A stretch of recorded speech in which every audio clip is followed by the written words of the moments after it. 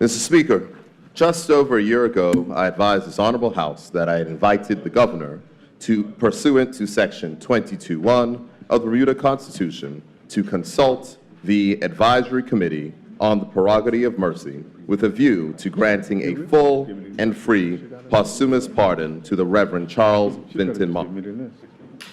Mr. Speaker, since that time, I have regularly raised this matter with the Governor, and he has indicated that the case has been subject of extensive research and review.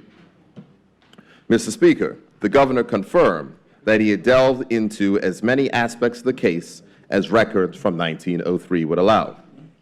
Mr. Speaker, honorable members will recall that it was the late Ira Phillip whose definitive work on Reverend Monk provided the best account of the circumstances of the event that led to his trial and conviction.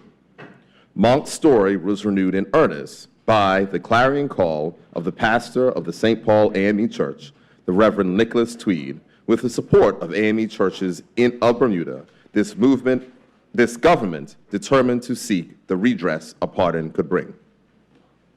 Mr. Speaker, it is important to note that there is an inextricable link between the AME Church and the pursuit of social justice. In this year, when we celebrate the 60th anniversary of the theater boycott, it must be remembered that the movement that led to the desegregation of public places in Bermuda came out of the AME Church.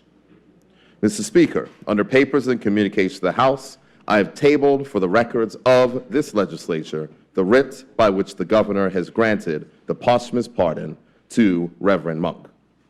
Mr. Speaker, I wish to thank the Governor for his thoughtful and thoroughly researched consideration of this government's requests. I saw the working file on the case, and it was considerable. This is no flight of fancy, but a decision made on the strength of the facts presented, and one that finally does justice after 116 years. Mr. Speaker, I must also recognize the leadership of Reverend Nicholas Tweed on this issue. Sunday after Sunday, he challenges a congregation swelled by radio and internet listeners to look beyond the walls of the church to see what is possible through commitment to a common purpose and an honest discourse about who we are and what we can become.